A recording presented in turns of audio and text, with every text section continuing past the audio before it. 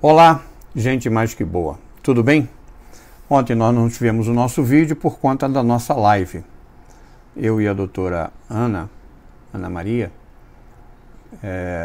fizemos a nossa live sobre a questão da ansiedade. E nós tivemos uma repercussão muito boa. As pessoas se dizendo que foram muito abençoadas. E isso me deixa com o coração alegre, porque a gente pode ser útil no serviço cristão. Apesar de nós estarmos falando de ansiedade, mas nós não podemos negar que as nossas especialidades estão sempre a serviço do nosso mestre. Ponto final, né? A nossa vida é do mestre e não tem como fugir disso. Mas para esse serviço cristão é necessário que a gente esteja com algumas coisas alinhadas com o reino de Deus. E é isso que eu queria trabalhar com a gente hoje, poder conversar sobre isso, sobre a questão do serviço cristão e quais são as condições que temos que ter para podermos prestar um serviço cristão de excelência. Eu vou ler o verso 7 do capítulo 5 do livro de Lucas, mas eu vou conversar sobre todo o contexto, né? Diz assim o verso 7, que é o resultado, é a bênção de Jesus para aqueles que estavam ali. Então fizeram sinais aos companheiros do outro barco para que fossem ajudá-los. E foram e encheram ambos os barcos, a ponto de quase irem a pique. Veja, que pesca maravilhosa. Claro que todos nós queremos, né, que nossas redes e barcos estejam cheias de peixes que nós pegamos para Cristo. Mas para nós realizarmos esse serviço cristão, que seja bem sucedido, que seja de forma excelente, né, existem algumas condições que devem ser observadas. E esse texto, nesse contexto, vai dizer isso para nós. Quais são essas condições? A primeira condição é que nossas redes devem estar limpas. O que é a rede para o pescador que não seja o seu instrumento de trabalho? A rede é o instrumento de trabalho do pescador e ela tem que estar sempre limpa e pronta para poder, a qualquer momento, ser usada. Foi bom que aquele trabalho que aqueles homens estavam fazendo ali pudesse ser feito, porque Jesus ia fazer o uso das ferramentas, né? Aquelas pessoas iriam ser instrumentos, mas a ferramenta estava limpa, a ferramenta estava pronta, a rede estava limpa, né? Vamos providenciar para que nós possamos estar sempre prontos, com as nossas ferramentas limpas, para quando Jesus nos chamar para o trabalho, olha, tem aqui um trabalho, vamos lá, nós estejamos prontos, com as nossas ferramentas limpas, afiadas. Quais são as sujeiras que estão nas suas ferramentas hoje? Né? Quais são aquelas coisas que você precisa tirar da sua ferramenta ou amolar a sua ferramenta a ponto de você estar sempre pronto, à disposição do mestre para que ele possa usar a sua vida? Então pense nisso. Primeira coisa, nossas redes devem estar limpas. Segunda coisa, nós devemos estar preparados para obedecer a Cristo nos mínimos detalhes, nas pequenas coisas. Veja, Jesus pede primeiro a Pedro para tirar um pouco o barco da terra. Ele sabia o que ia fazer depois ao fazer grande exigência, a obediência e a fé de Pedro.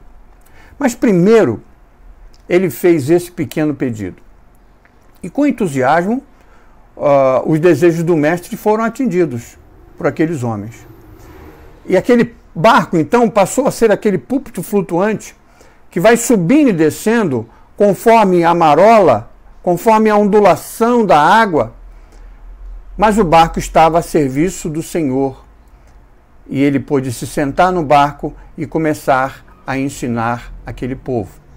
Lembre-se de que sempre você pode ser questionado sobre você colocar o barco da sua vida para obedecer a Cristo, nas pequenas coisas.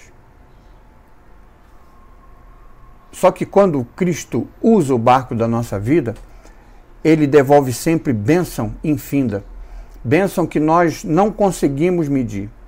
A vontade de Cristo deve ser obedecida mesmo contra o nosso próprio julgamento. Veja, quem era Jesus e quem era Pedro? Quem era o pescador? Não era Pedro? E Pedro tinha pescado a noite toda, não tinha pegado nada. Aquele mar, naquele dia, não estava para peixe.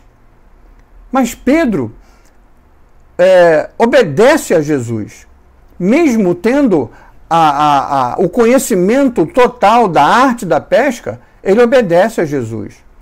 Quando o nosso Senhor diz para ele, né, vai para as profundezas e lança as suas redes. Veja, esse pedido de Jesus ia contra todo o conhecimento e experiência que Pedro tinha na prática. Pedro tinha pescado a noite toda. Era contra tudo aquilo que Pedro acreditava. Especialmente porque ele havia trabalhado a noite toda em vão. E felizmente para ele, ele disse, porque tu falaste a tua palavra, eu vou lançar as redes. E ele fez. Agora, e a gente vê o resultado daquela pesca maravilhosa. E vem aí a terceira coisa, então. Nós devemos estar dispostos a compartilhar com os outros as bênçãos que nós recebemos da parte de Deus. Nós não podemos ser represa de bênção. Nós não podemos reter para nós as bênçãos que nós recebemos de Cristo. Nós recebemos essas bênçãos para abençoar também outras vidas. Foi isso que Pedro fez. Ele poderia ter mantido o transporte para si, mas Pedro quis que os outros também pudessem participar da recompensa do Mestre. E eles vieram e encheram os 2 barcos. E quase os 2 barcos afundaram. De tão grande foi a bênção recebida naquele dia. Então que nós possamos aceitar que nós não pertencemos mais a nós. Não vivo, não. Eu não vivo mais, mas Cristo vive em mim. Não vivo mais eu, mas Cristo vive em mim. E veja, os nossos desejos só serão atendidos quando nós estivermos concentrados em fazer sempre a vontade de Deus. E a vontade de Deus para nós é sempre boa, perfeita e agradável. Então, que as nossas redes estejam sempre limpas, o nosso instrumento de trabalho esteja sempre limpo. Eu não sei qual é o instrumento que Deus te deu para você trabalhar no reino dele, mas você sabe.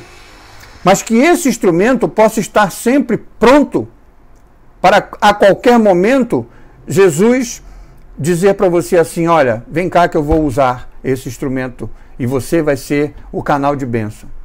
E nós também devemos estar preparados para obedecer a Cristo desde os mínimos detalhes, desde as mínimas coisas. E veja, uma terceira coisa, lembrando, nós não podemos ser represa de bênção.